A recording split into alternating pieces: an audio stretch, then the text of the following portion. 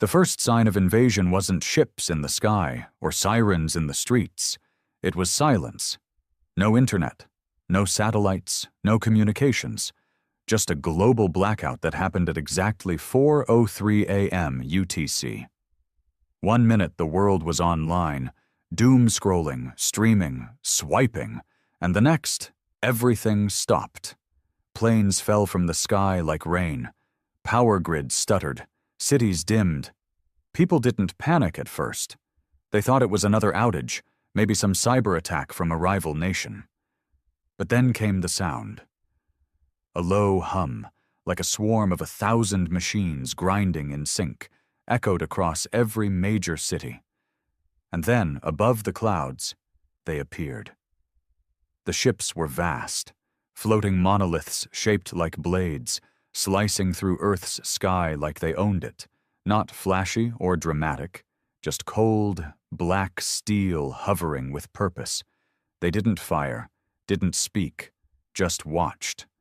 2 days later, the first message came, not on any human frequency, but projected into every human mind at once, like someone reached in and forced the thought onto your brain. You are conquered. Your leaders have been neutralized. Your military is disabled. Surrender and adapt. Resistance will result in extinction.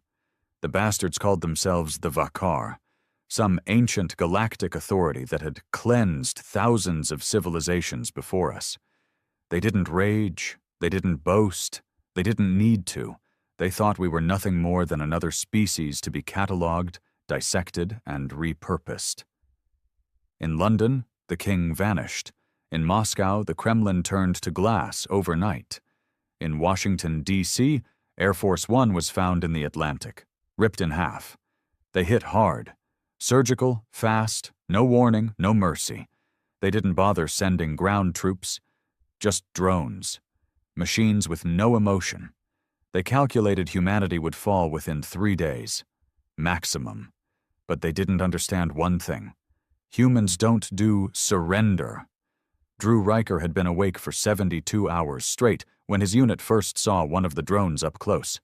He was a former Marine, but the war hadn't started with soldiers. It started with nobodies, farmers, ex-cops, gang members, old vets and junkyard mechanics who picked up a rifle and decided, not here. Drew was holed up in an abandoned fuel depot somewhere outside Houston. What was left of his unit, 6 guys and a mutt named Boomer, were watching the skies, waiting for the drone's return. It had passed overhead the night before, scanning. He'd seen what those scans did. 1 second, a house stood intact. The next, the roof peeled off like paper, and the people inside dissolved into ash. His buddy Torres had said, "We're already dead." Just don't know it yet, Drew had looked him straight in the eye. "Not me. Not my family. Not this soil." The others thought he was crazy. Maybe he was. But he had something the Vakar didn't. Hate. Burning, relentless hate for what they did, for how they looked down at Earth like it was a broken toy. That night, when the drone came back, they were ready. It was sleek. 4 metallic wings, almost silent, hovering a foot off the ground. It moved with this eerie grace, like it was scanning ghosts, but Drew knew machines. He'd stripped tanks in Iraq. He'd rewired drones in Syria. He understood code like some men understood prayer. And what he'd built, with a little help from a stolen power cell and a car battery, wasn't pretty. But it worked. The EMP went off like a thunderclap. The drone screamed, actually screamed, as it spasmed in midair, crashed, and twitched on the dirt. Sparks flew. Boomer barked like hell. Drew walked up to it, shotgun in hand.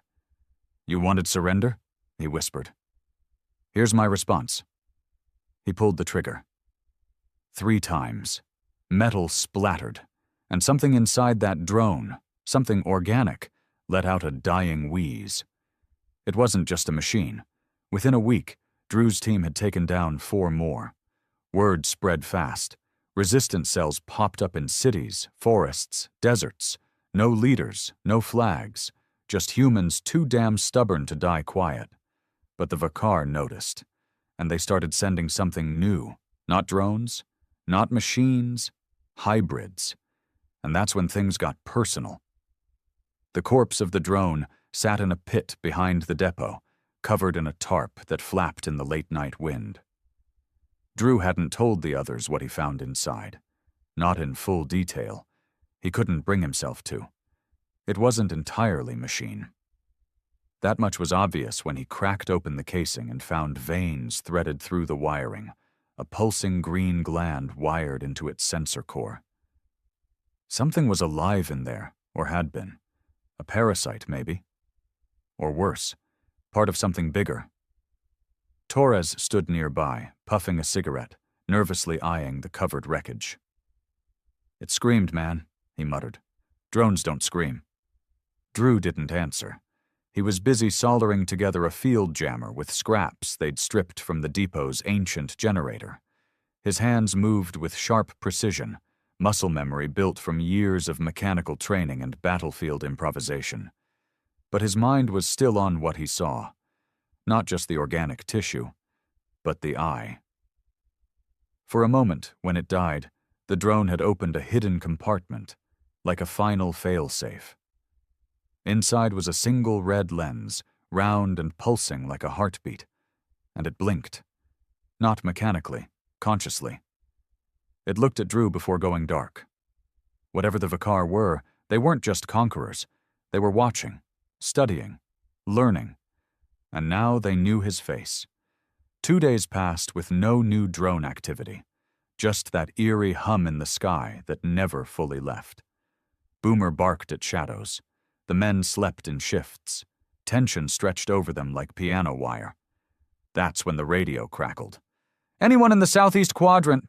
We have contact. Hostile engagement. Coordinates 79 Alpha. They're not drones. Repeat, not drones." Static swallowed the voice, but it was enough. Drew turned toward the others, jaw clenched. "We move." Now the depot was abandoned before the sun rose. They packed light, supplies, weapons, and the field jammer Drew had rigged. The road south was littered with scorched vehicles and collapsed overpasses. Houston had turned into a skeleton of blackened glass and warped steel. The Vakar weren't just targeting resistance. They were erasing the landscape. By noon, they reached the coordinates. What they found wasn't a battle. It was a slaughter. Bodies were strung from power lines, skin peeled back, torsos opened like autopsy displays. Signs of resistance fighters. But they weren't shot. They were opened. Studied. Boomer whimpered. Even Torres turned pale. "Jesus," one of the younger guys whispered. "What kind of sick bastards do this?" Drew didn't speak. His eyes scanned the scene, every detail burning into his mind. This wasn't fear. It was message. The Vakar wanted them to know. "We see you. We're coming. And we're not playing anymore." Then he saw it. At the edge of the massacre, half buried in rubble, was a body still moving. She was barely alive, skin like parchment, eyes sunken, breath rattling. But she was human, or at least used to be. They dragged her out, laid her in the back of a pickup. Drew leaned over. "What did this?" he asked quietly. Her eyes rolled, lips cracked. One word escaped. "Hybrids." She died before she could say more. They buried her under a pile of broken rebar and cinder block. No time for ceremony. But Drew knelt there for a long moment, staring at the dust. "Hybrids," he muttered. "Son of a bitch." That night, the hybrids came. They weren't machines. They weren't fully alien either. The first one stepped into their camp just after midnight, silent as shadow. 7 feet tall, skin like obsidian glass, humanoid form, 2 arms, 2 legs but longer, stretched, unnatural. Its face was a half mask of smooth bone with no mouth, just slits where a nose might have been. And its eyes, God, those eyes, pure black, yet shimmering like oil. Torres was on watch, didn't even have time to scream. By the time the others woke up, Torres was gone, dragged into the darkness. Then the screaming began. Drew grabbed his shotgun, pumped 2 shells, and ran toward the noise. Boomer tore off ahead of him, barking wildly. Flashlights swung in all directions, voices shouting. He found Torres 20 yards away, pinned against a tree. The hybrid stood there, one hand on his throat, watching him, studying him. It tilted its head like a curious predator, and then slowly, deliberately, crushed Torres's windpipe with a single squeeze. Drew fired. The slug hit center mass. The hybrid flinched but didn't drop. Second shot, straight to the face. The bone mask shattered, revealing something underneath that wasn't alien, not entirely.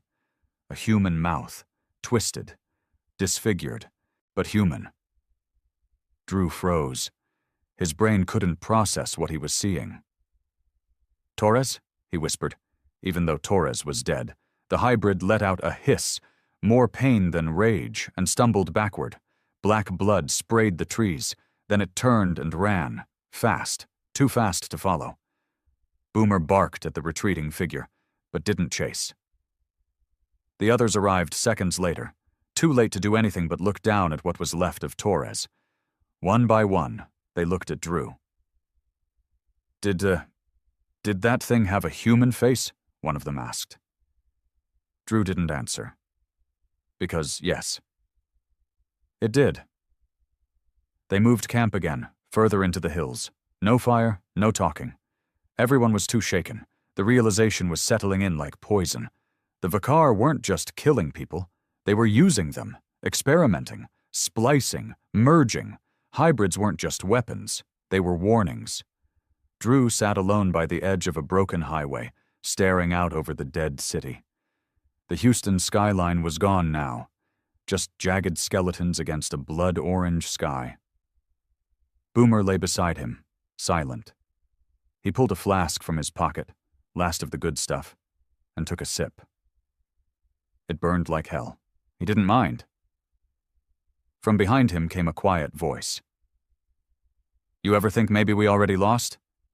He turned. It was Juno, former National Guard, joined up after her unit got wiped outside El Paso. Tough as nails. But right now she looked hollow. Drew shook his head. "Losing means surrender. We're still breathing. That means we ain't done." She scoffed. "They're turning us into monsters, Drew. That's not war. That's butchery." He looked back at the city. "No, that's desperation. They're scared." She laughed bitterly. "Scared. They wiped out half the planet in a week. And they're still trying to break us," he said. "If we were really nothing, they wouldn't bother." She didn't answer. But she didn't walk away either. The next day, they found a survivor. Not one of theirs. One of the Vakar, or so it claimed.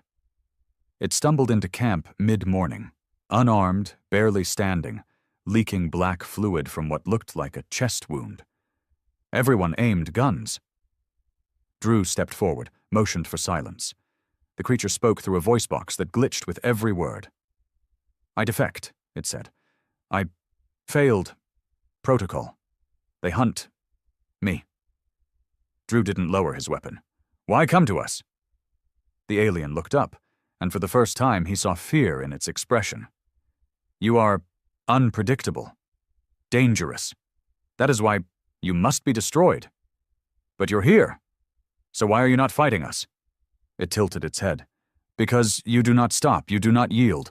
We do not understand. It terrifies—" The Council Drew exchanged a look with the others. There it was. Confirmation. The Vakar weren't gods. They were just another empire, and empires fall. The defector died 2 hours later. Drew made sure it wasn't a trap. They burned the body, after dissecting its gear for intel. Inside its wrist pad, they found coordinates. A facility. One that wasn't alien-built, but human. Underground. North. Somewhere near Colorado. Drew looked at the map. It wasn't just a lab. It was a conversion site. where the hybrids were made, where Torres might have been taken. He looked at Juno.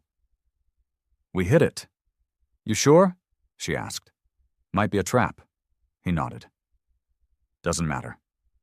"We hit it anyway." The march north began at dawn. They picked up more fighters along the way, stragglers, lone wolves, even a couple deserters who couldn't stomach running anymore. The group grew from 6 to 23 in a week, and every night the hybrids stalked them. They never attacked directly again, not yet. But they watched, always from the edge of vision, letting them know, "We're here, we're waiting." Drew didn't flinch, because he was watching back. And if the Vakar wanted a war? They just got one. The trek to Colorado was hell. Cold, dry, and steep. They hiked through mountain passes lined with dead forests and crumbling roads, skirting cities that looked more like charred skeletons than anything once called home. At night, the sky lit up with flickers of green lightning, Vakar atmospheric scans that rippled across the clouds like the aurora borealis from hell. Drew Riker led the convoy with a rifle slung across his back and silence in his mouth. He hadn't spoken more than a dozen words since they left the last burn site behind. Not because he didn't have anything to say, because he was listening. The hybrids weren't just following them anymore. They were whispering. Sometimes, in the dead of night, he'd wake up to the sound of his own name carried by the wind, like a voice buried in static. "Drew." Other times it wasn't a whisper, it was a scream, familiar voices, dead ones, Torres, his brother, even his ex-wife. The Vakar were inside their heads now, psychological warfare. And it was working. The group was thinning, not from death, but from madness. Day 12. They lost Braddock. Big guy, heavy gunner, tough as granite. Snapped in the middle of the night, started ranting about cleansing the impure, then walked straight into a ravine. No scream, just the sound of bones breaking. Drew stood at the edge and stared into the black pit. No sign of a body. He didn't say a word. Just turned and kept walking. By the time they reached the edge of the Colorado facility, they were down to 16. The coordinates led them to a snow-drenched valley tucked between mountains. Nothing visible from above. But buried beneath the rock was an entrance, camouflaged under rubble, vines, and frost. It looked like a rock slide, natural, untouched. But the door embedded inside had fingerprints, human ones. Drew wiped the ice away and saw the letters carved faintly into the steel. USB IOCOMMANDSITE 09 authorized personnel only. His stomach turned. This wasn't alien. This was ours. They broke in using a shaped charge rigged from scrap and det cord.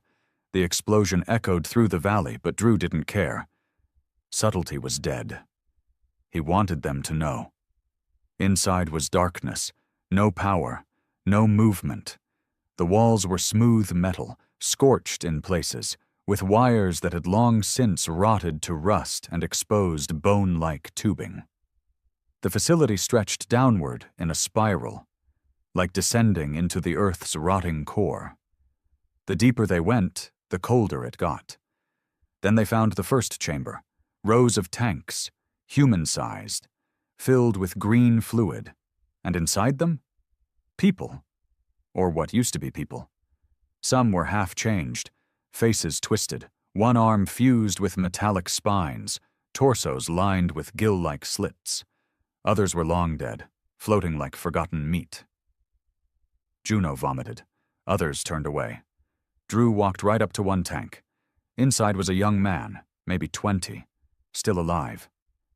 Eyes open, watching him. But he couldn't move, couldn't blink, just stared in a silent, endless scream. A control panel blinked weakly below. Subject 312-B conversion, 86% status. Incomplete order, awaiting neural seeding. "Jesus Christ," someone whispered. Juno stepped forward. This ain't alien tech. Drew nodded. No, it's not. They were using old black budget labs, repurposed, enhanced. What started as off-the-books military experimentation decades ago had become the Vakar's back door into humanity's DNA. The aliens hadn't invented the hybrid process. We had. They'd just perfected it.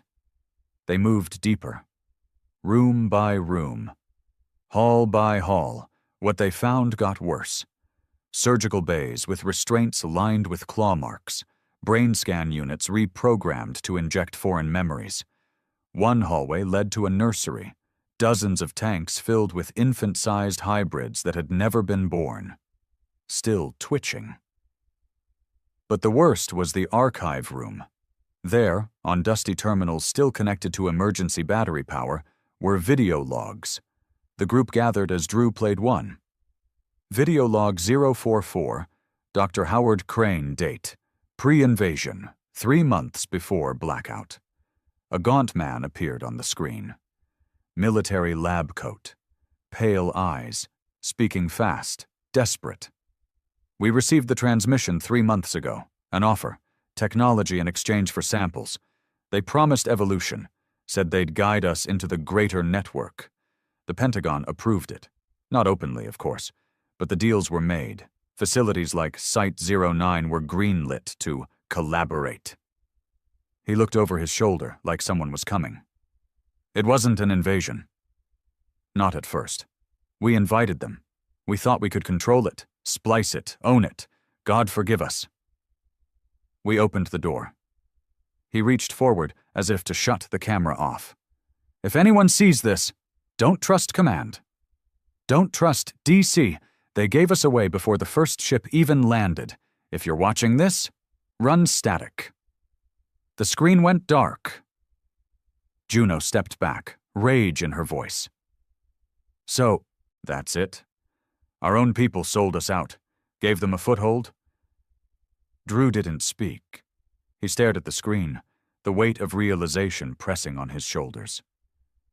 The Vakar weren't just invaders. They were partners. Partners to traitors in power who thought they could leash the storm. He turned to the group. No more hiding. No more running.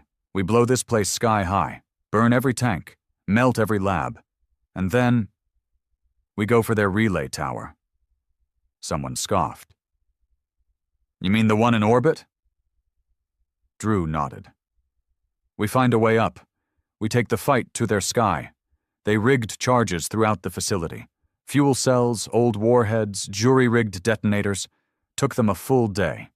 The moment they stepped out into the snow again, the hybrids were waiting. Not one, not 10, hundreds, crawling down the mountainsides, pouring out of the trees, dozens of forms, some tall, some twisted, some barely recognizable as human. And at the center of them, one creature stood taller than the rest. Its skin was molten black, its eyes burned crimson, and its voice echoed inside Drew's head. You are infection. We are the cure. Drew raised his rifle. Then come get me, you freak. The sky exploded behind him as the facility detonated, fire bursting up like the earth had vomited flame. The hybrids shrieked, and the war began. Bullets tore through twisted limbs. Juno emptied a full belt into the flank while screaming curses. Boomer lunged at one hybrid's throat and didn't let go, even when it took him down with it. Grenades lit up the pass. Blood, black and red, painted the snow. Drew fought like a man possessed, like this was personal. Because it was. This was the price of betrayal, the cost of power traded for survival, and he was going to make them all pay. They didn't win that battle, but they survived. Barely. 7 made it out alive, crawling through ash and bone. Boomer was gone. 2 others were unrecognizable, but the hybrids were decimated. The site was ashes. And in the fire's glow, Drew saw something fall from the sky. A drop pod, metal, sleek, Vakar design. It embedded in the snow and hissed open. Inside, a suit, Not alien, human, tagged with the old U.S. Space Command insignia, scratched out, repainted with something else. The Resistance, and a voice crackled over a built-in comm. "Riker, if you're alive, suit up. We've got a shuttle, and we're going up. Time to show them what Earth tastes like when it bites back."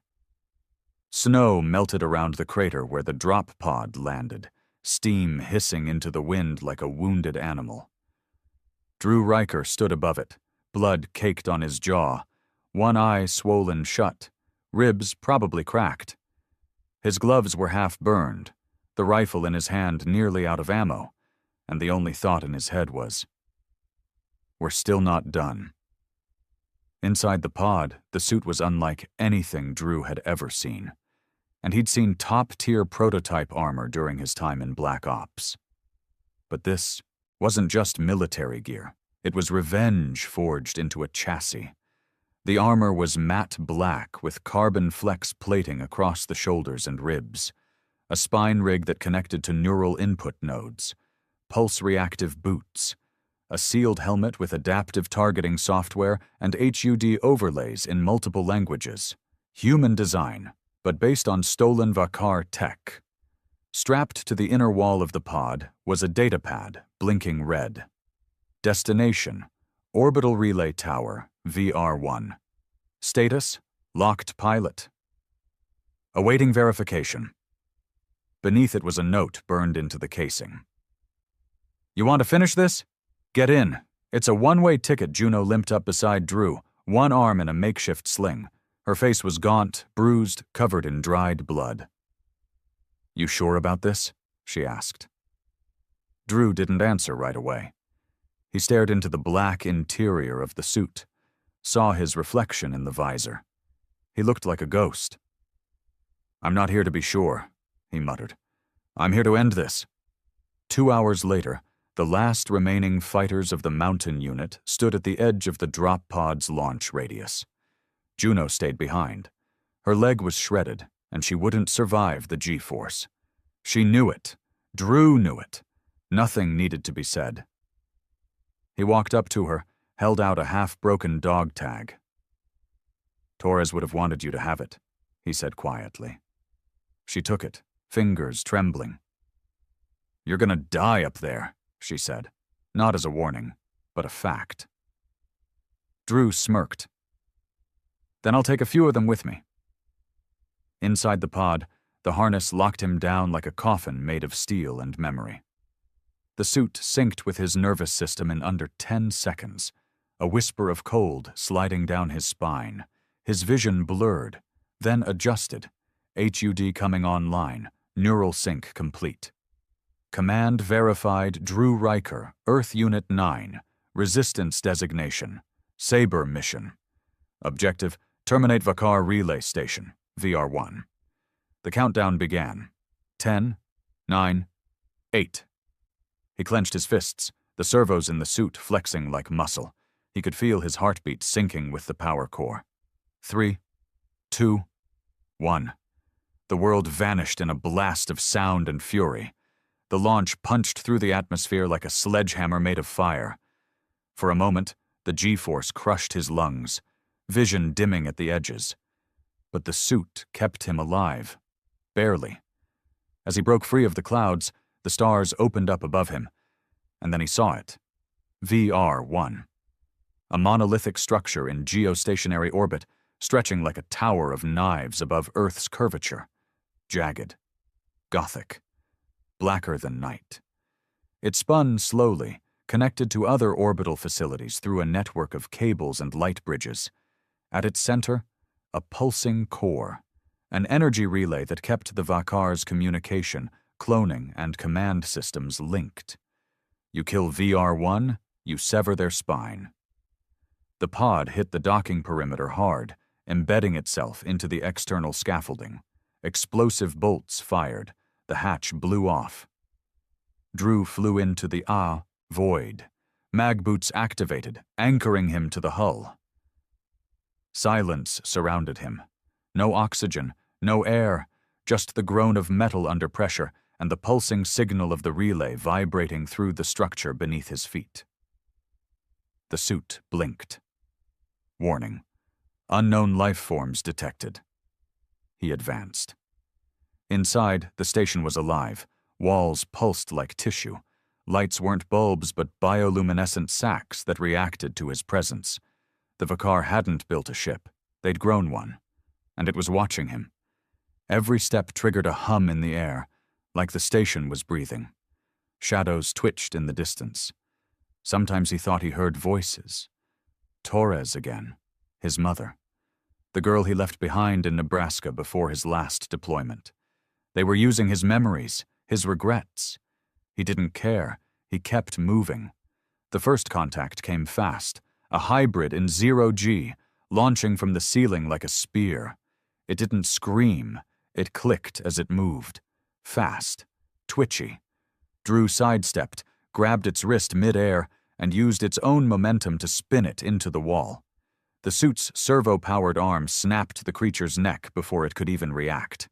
3 more followed. He tore through them with the suit's forearm blades. Carbon edge, plasma-tipped. Their blood hissed in the vacuum. Then the floor split. He dropped. Straight into the core chamber.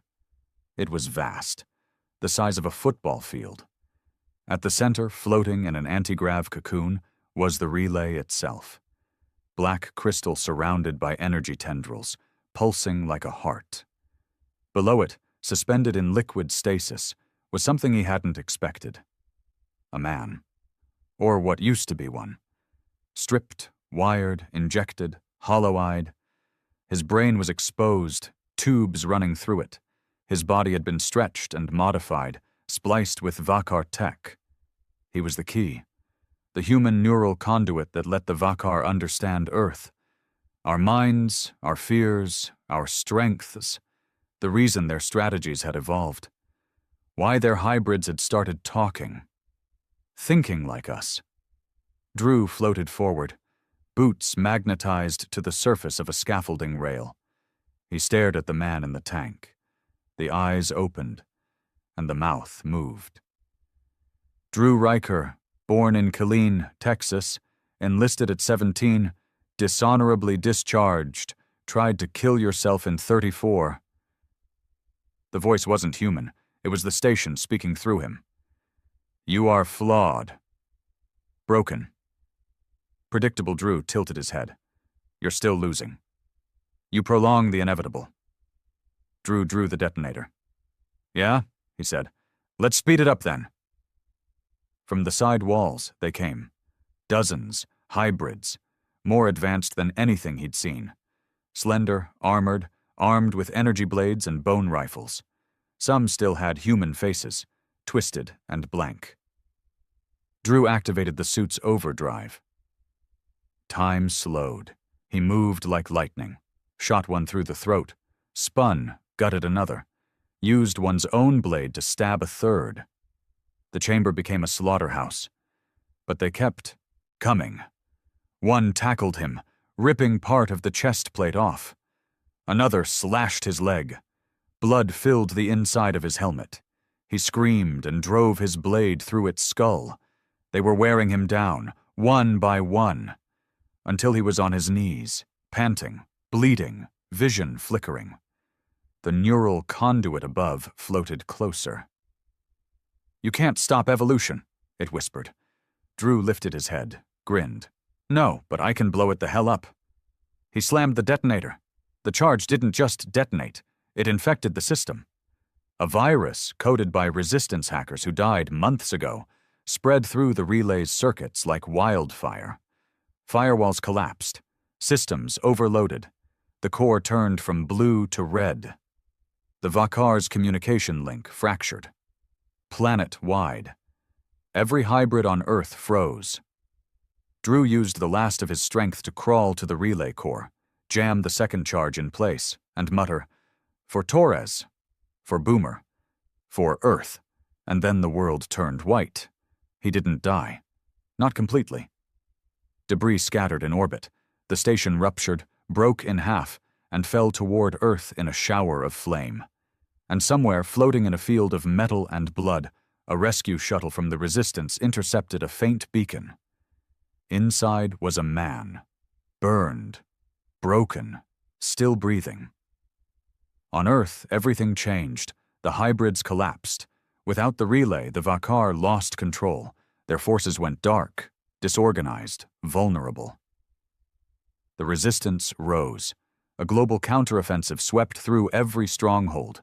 Drones fell, relay pylons exploded, humanity surged back into the light. Drew Riker spent 6 weeks in a coma. When he woke up, he couldn't speak, could barely move. But Juno was there. She leaned in and whispered, "You did it, you stubborn bastard." But he knew better. This wasn't over. The Vakar weren't dead, just angry. And humanity had just proved it could win. That made Earth the most dangerous species in the galaxy. 6 months later, the skies over Earth had gone quiet. Not peaceful. Just waiting.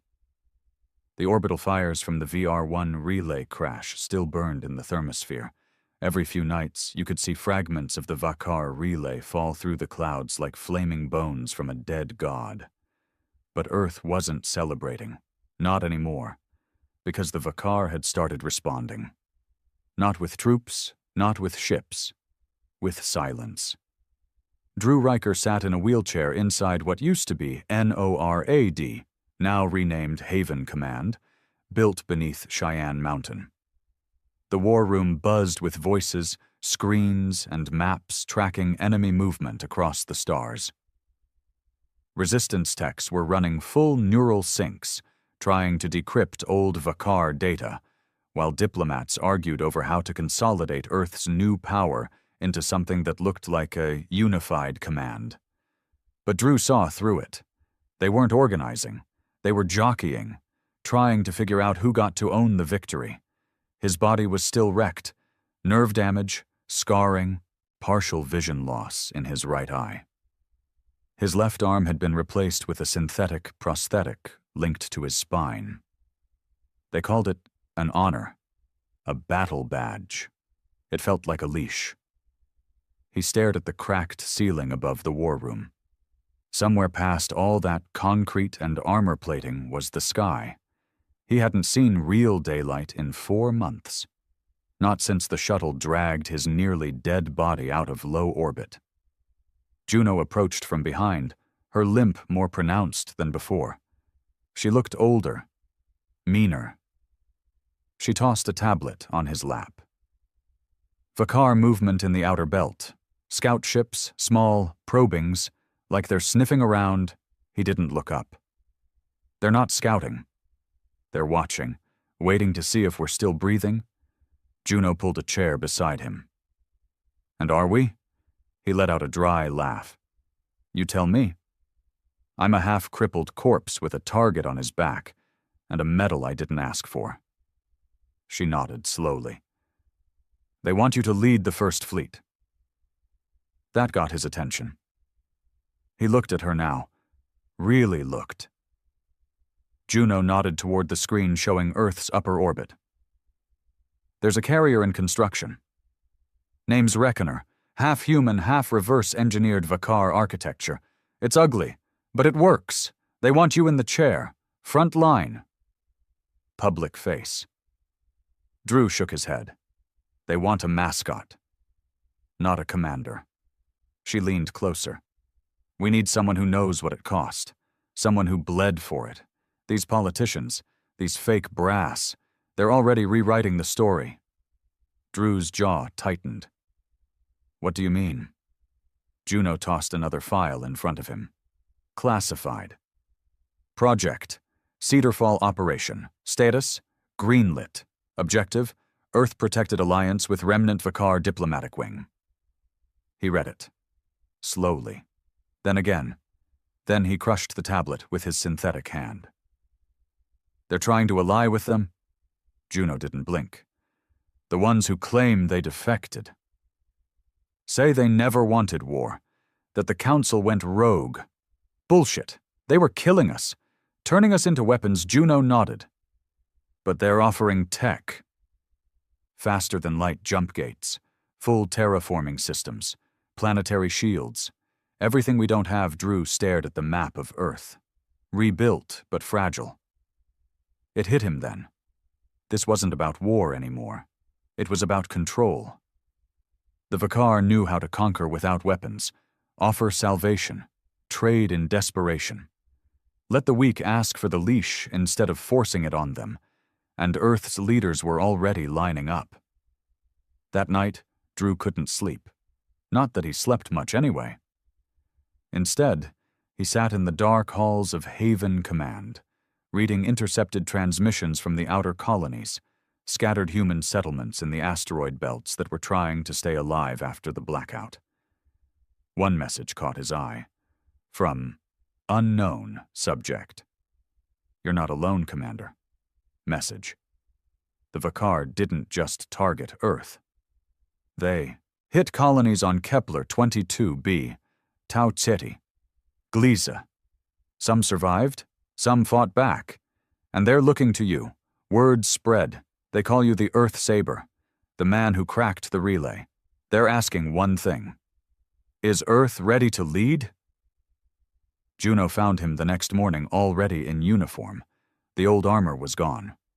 What he wore now was leaner, darker, modified for zero-G operations and long-haul combat. It looked more like something a ghost would wear than a general. "You're going up," she said. He didn't answer, just nodded toward the shuttle hangar where the Reckoner's suborbital jump craft was waiting. "I'll need a crew," he muttered. "Real soldiers. Not suits. I've got names. Good ones, survivors. Some from your old unit." He turned to her. "Juno, if I do this, if I step into that seat, I'm not playing games. I'm not negotiating. I'm not making peace." She nodded. "That's why I came to you first." A week later, the Reckoner launched. Its black frame reflected no light. Spikes of defensive architecture jutted from every angle. Solar sails curled like wings tucked tight, and at its heart was a Vakar energy core stolen from a crashed cruiser. It was humanity's first interstellar flagship. Its orders: travel to the Draconis line, the outer edge of Vakar territory, where rumors said a rebellion had begun among other conquered species. Its true mission? Send a message. Earth didn't survive. It learned how to hunt. Drew stood on the command deck, watching the stars blur through the viewport as the ship moved into deep space. The crew around him was tight-lipped, veterans mostly. No parades, no press. Just people who'd seen too much to ever go back to normal. They passed through the jump gate with a roar of dimensional energy. The stars twisted. Reality bent. And when they emerged, they were no longer near Earth. They were in Vakar space. Dead moons, orbital husks of planets long harvested, silent graveyards, and one beacon, weak, blinking, hidden inside a gas cloud. Juno's voice came through the comm. "Picking up the signal. Looks like it's coming from a resistance pocket." "Not human." Drew tapped the console. "Set course." "No weapons. Let's see if ghosts still talk." The signal led them to a hollowed-out asteroid. What they found inside changed everything. A species older than humans, thin-limbed, translucent skin, eyes like mirrors. The Saurian, thought to be extinct after the Vakar War 50 years ago. But they'd survived. Barely. And now they wanted to fight again. The leader, if you could call it that, spoke in low tones, translated through neural sync. "You burned the relay. The signal is breaking. Others are listening. You have woken a war that never ended." Drew stepped forward. "Then let's finish it." The Saurian nodded slowly. "We will stand with Earth. But the Vakar Council, they are preparing something worse." Drew narrowed, his eyes. "Worse than hybrids?" "They are remaking themselves. They are tired of conquest. They want perfection." A final form. Juno looked up from her scans. "Biodata confirms it. They're building something called the Cradle of Unbirth, a living weapon, planet-sized, fueled by the minds of conquered species. Drew's jaw clenched. This wasn't war. This was extinction perfected. They returned to the Reckoner. No ceremony. Just purpose. Drew stood in front of the war table, his voice low but heavy with steel. We don't wait for Earth to get scared again. We don't let another relay happen. We hit them first. We go to the cradle. We burn it. A young crewman spoke up. But sir, it's on the edge of the black hole. Near the core, Drew looked at him. I said we burn it. No one argued. Space near the galactic core didn't look like the rest of the universe. It felt wrong, thick, heavy, like swimming in oil instead of drifting through vacuum. The stars were more distant, twisted. Time itself had a limp. Communication delays stretched to seconds. Neural link pings staggered. Even thought seemed slower. The Reckoner crept forward under silent running. Hull temperature dropped to sub-zero to avoid detection. They were hunting ghosts now, deep in the forbidden dark, where light broke and sound never came back. Ahead of them loomed the gravity well, a black hole so dense the nav system refused to label it anything but Oblivion Zone 7, and in its orbit, lit by the faint glow of artificial suns, floated the thing the Saurian called the Cradle of Unbirth. It wasn't a ship. It was a goddamn planet, spherical, alive, breathing through vents the size of cities. Its surface was covered in biomechanical ridges, vein-like light trails pulsing in rhythmic patterns. Massive towers jutted into space, sending coded signals across untraceable frequencies. And deep inside it, scans showed movement. Millions, not Vakar, not hybrids, beings, sleeping, breeding, transforming. Drew Riker stood at the forward observation deck, arms folded, body tense inside his new neural-synced command suit. His synthetic arm buzzed faintly, reacting to the proximity of the Vakar biotech. His voice came low, sharp. Zoom in on the central core. The screen shifted. A black spire sat at the planet's center.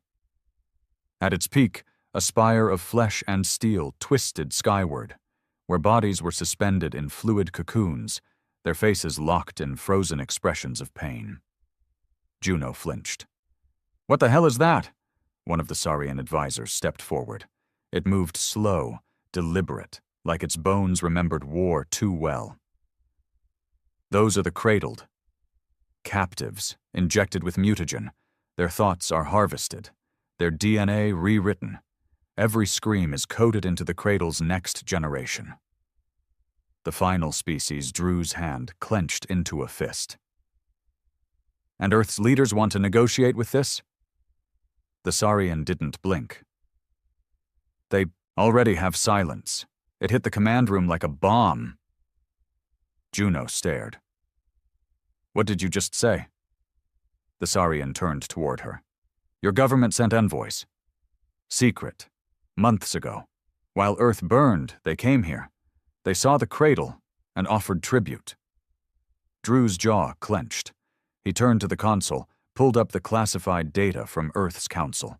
Cross-referenced encryption tags, backdoor intercepts, codes he'd kept, just in case. There it was. Operation. Legacy offering approved. United Coalition Command, UCC. Objective, submission protocol in exchange for genetic integration.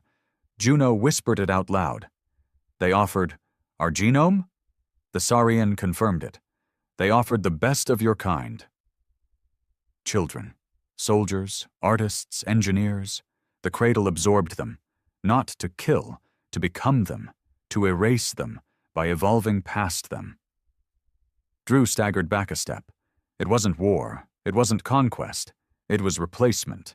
The Vakar had lost the relay war, lost the hybrid control, so now they'd found something cleaner, a way to make humanity obsolete. Back on Earth, the Council would call it progress. Here, on the edge of a black hole, it felt like genocide. Suit up, Drew growled. We're not sending a message. We're sending a funeral. The Reckoner went dark. Blackout mode, minimal power, zero emission drive.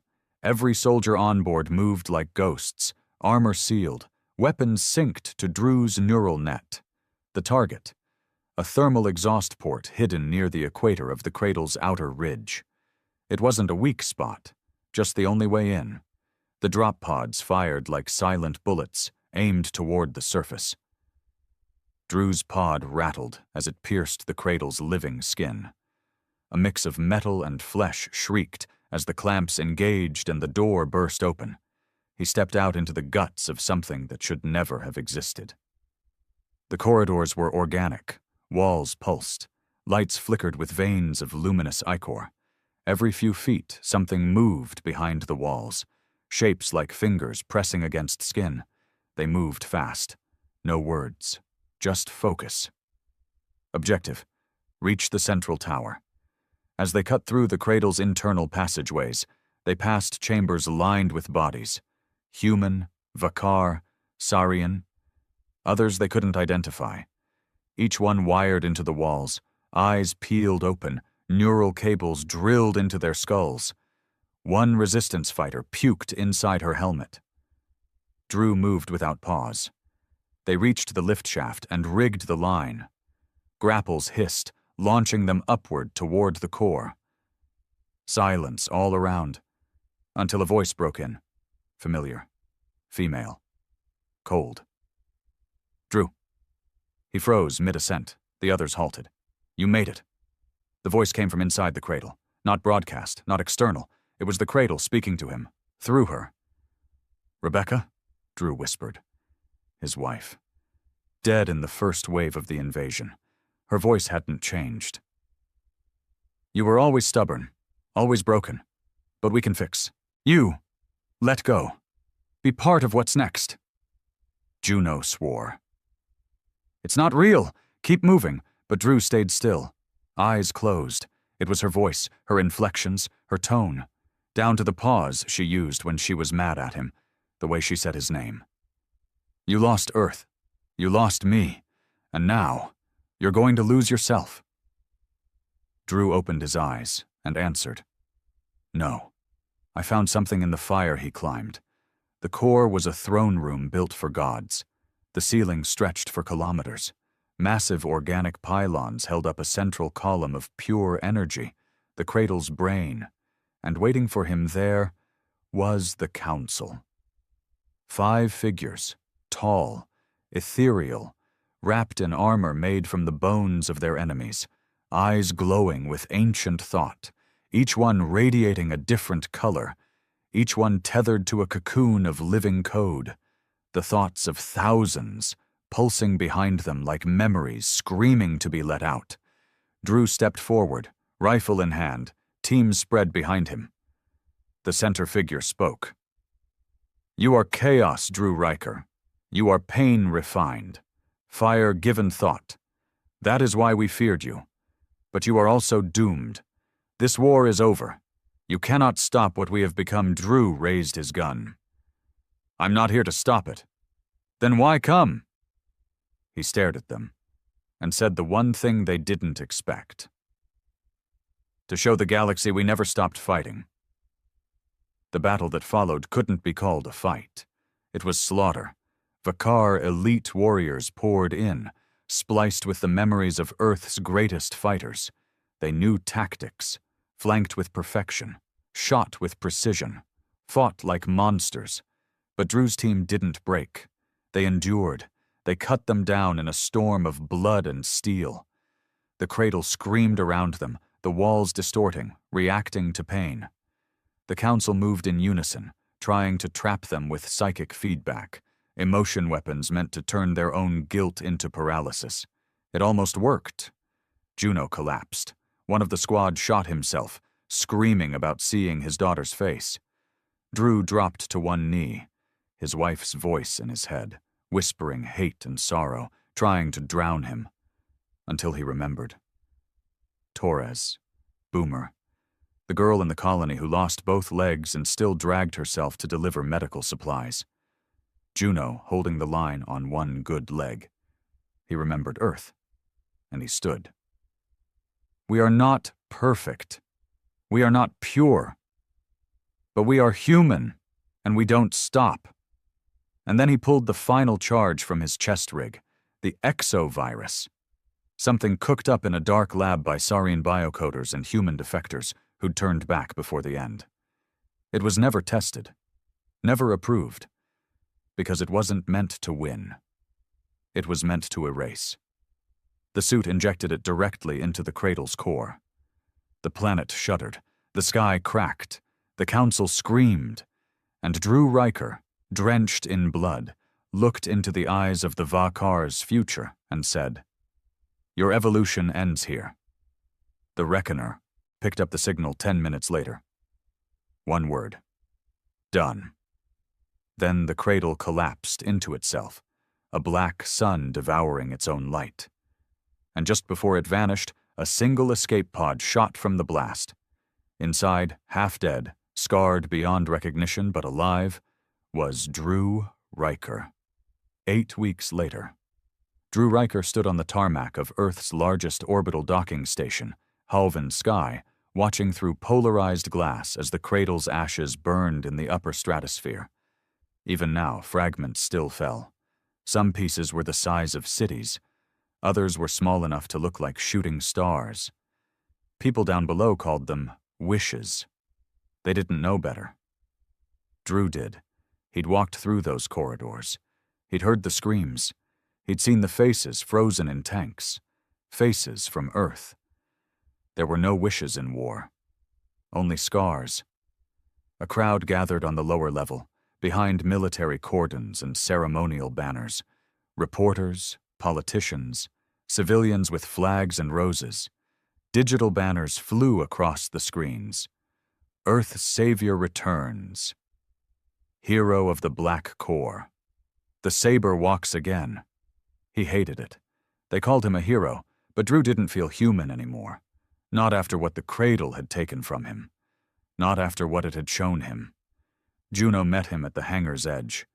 Her hair was shorter, her face even harder. A general's uniform hung heavy on her shoulders. They hugged without saying a word. She was the only one who didn't smile. Later, inside the debriefing hall, the air was stale with politics. A dozen Earth Coalition leaders sat at the conference table, each in finely pressed uniforms that had never seen combat. Their hands were soft, their eyes calculating.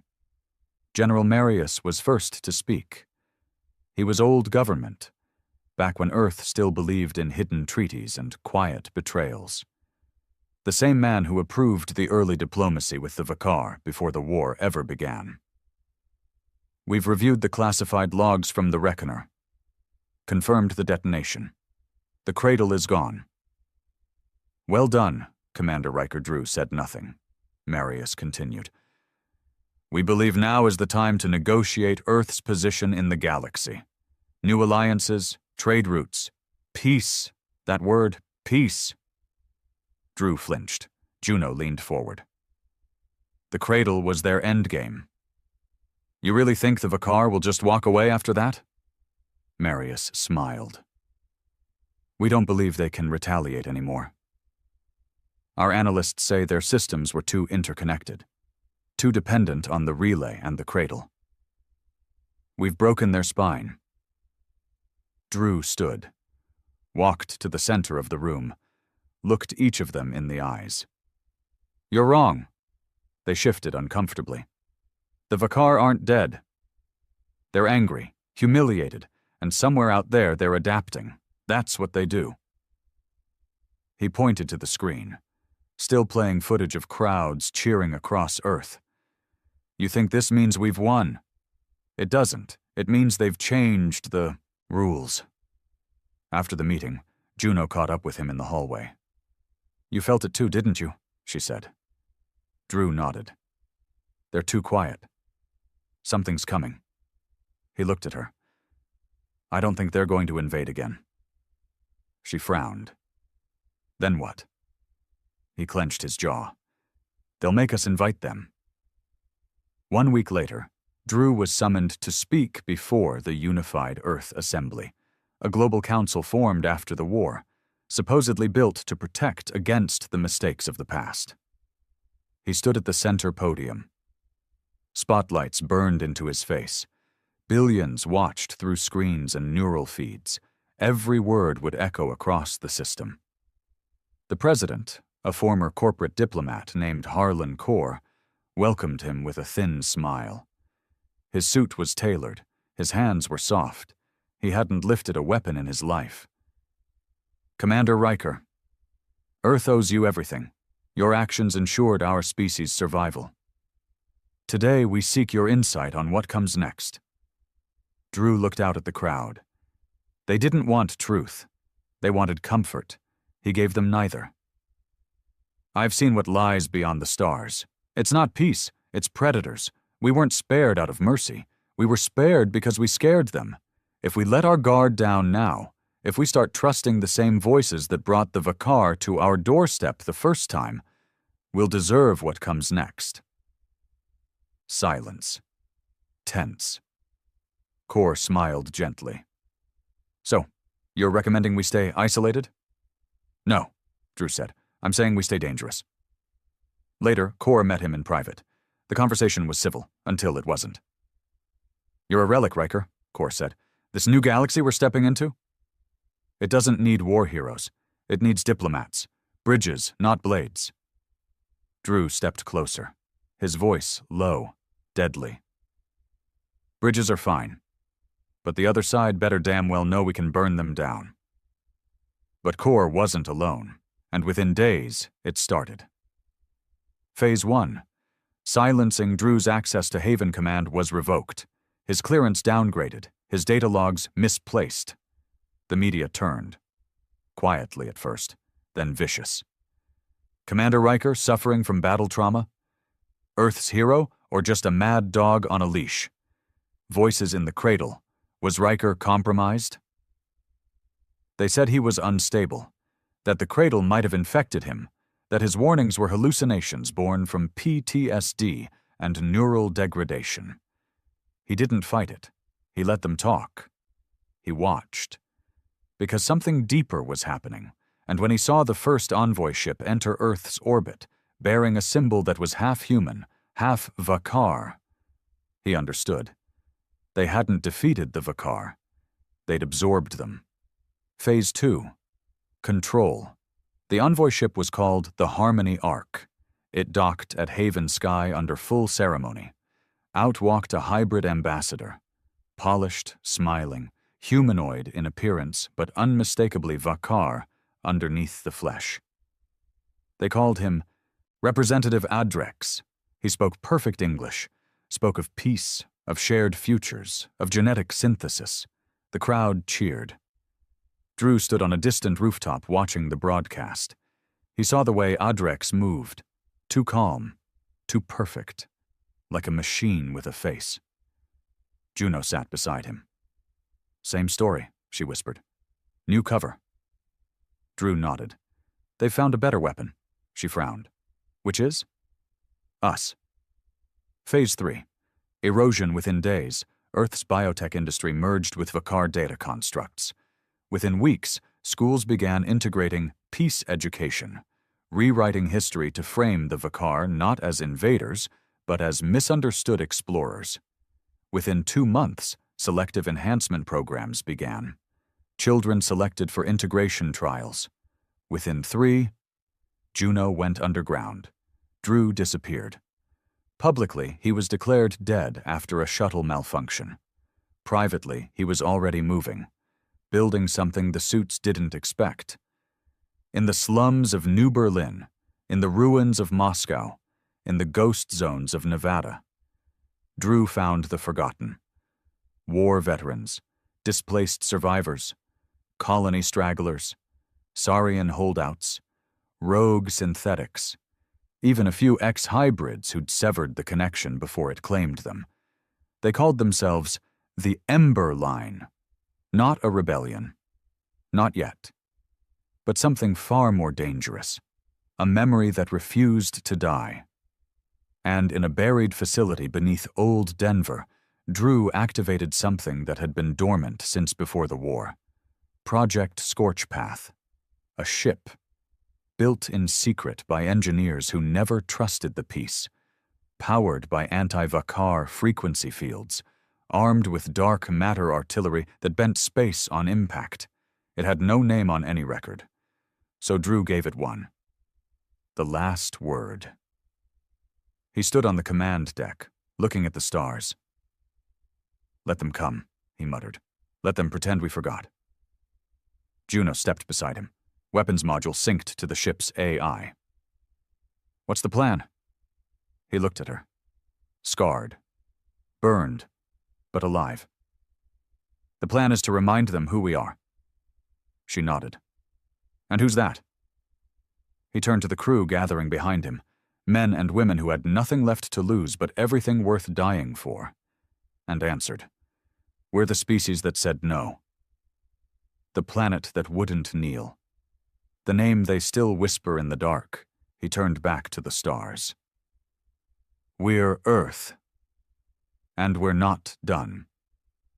The last word wasn't built for peace. It wasn't built for parades or polished medals. It wasn't blessed by presidents or broadcasted to the world. It was built in silence, with blood on the floor and resolve in every weld. Forged by the broken, the exiled, the forgotten. It was Earth's ghost, scarred, angry, and invisible. And now, it was awake. Drew Riker stood at the bow of the ship, wrapped in battle armor no government had approved, surrounded by men and women who had already been erased by the new system. They didn't carry flags. They didn't salute. But they were, all pointed in the same direction. Toward the lie that called itself peace. Juno approached with a fresh report.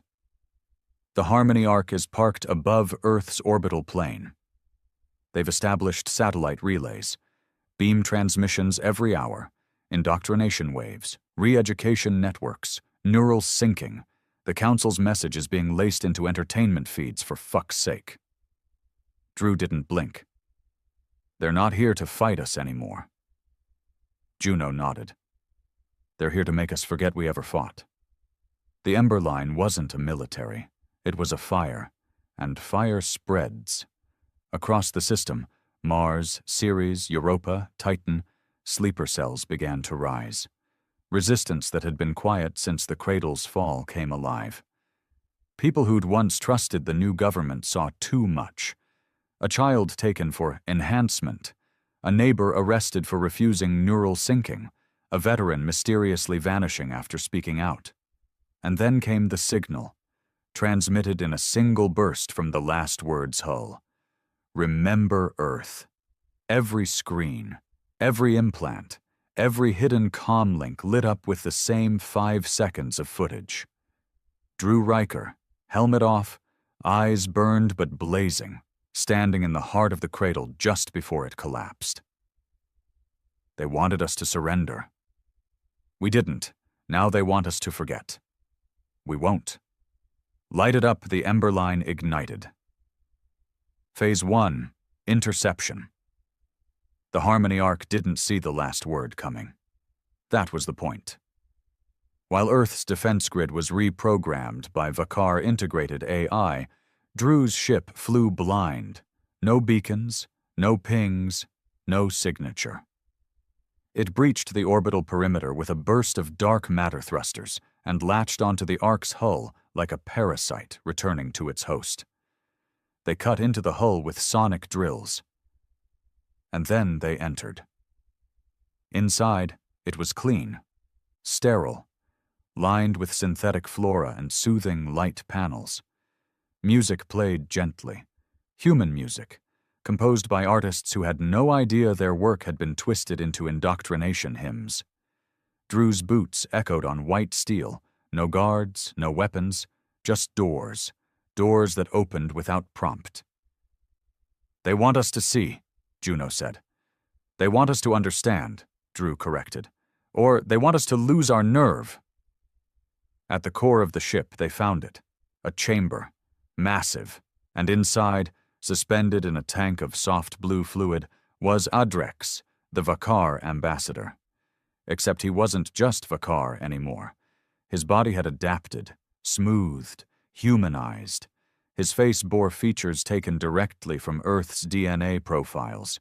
Eyes like an old movie star, jawline like a general, voice trained in comforting cadence. He looked like the future. And he smiled when he saw Drew. "We predicted your arrival. Violence is your language, but we don't fear it anymore." Drew stepped forward. "Good. Then this will be easy." Adrex pressed a hand to the glass. "You think you've saved Earth? You've only stalled evolution. We don't need war to win. We just need time. A generation. Maybe two. And no one will remember you." Behind Drew, the team was planting explosives. Quiet, efficient. Adrex continued. "Do you know how many humans have asked to become us? How many volunteered to be part of something greater? To leave behind pain, doubt, suffering?" Drew stared him down. "If you take away pain, you take away choice. If you erase struggle, you erase meaning." Adrex blinked, slowly. "And what has your meaning bought you? A broken body? A dying world? You are fire, Drew Riker. Beautiful. But brief." The last charge clicked into place. Drew smiled. "That's the thing about fire. It spreads." Phase 2. Detonation. The Harmony Arc shattered in orbit. Not just destroyed. Broadcast. The footage of its destruction, of the genetic labs inside, of the indoctrination programs, streamed across every satellite still under Ember Line control. The truth didn't need permission. It just needed to be seen. Earth went quiet for 12 hours. Then it erupted. Phase 3. Collapse riots in New Shanghai, military walkouts in Toronto. Saurian rebel factions took over entire colonies. Mars declared independence. Ceres launched its own anti-hybrid weapon program. And from beneath the Pacific Ocean, a Vakar dreadnought, hidden since the final days of the war, emerged. This time they didn't come with words. They came with cleansing beams. Whole cities vanished in light. This wasn't conversion, it was retribution. Final phase. Reckoning. The last word led the counterstrike. Drew Riker, in full battle gear, neural linked to a warship born of rage, stood in front of a command crew of 200 fighters with nothing left to fear. The dreadnought was 3 times their size. Its core pulsed with stolen energy. Its cannons burned with the screams of fallen worlds. And Drew didn't flinch. "Fire control," he said calmly. "Lock onto the core." "Sir," the officer said, "we're too close. Firing that shot will—" Drew looked at her. She stopped talking. "Do it anyway." The final shot from the last word wasn't recorded. Not clearly, just a blinding flash over the Pacific, followed by days of radiation storms and static clouds that blanketed the globe. When they cleared, the dreadnought was gone. So was the last word. And Drew Riker was never found. 1 year later, Earth rebuilt again, but differently. No more centralized government, no more council. Each territory now governed locally. Decisions made close to the dirt, not in towers. The Ember Line became a myth, a warning. Some say Riker survived, that he walks among ruins, silent, watching. Others say he became part of the ship, uploaded into the neural core in his final breath. A ghost in the void.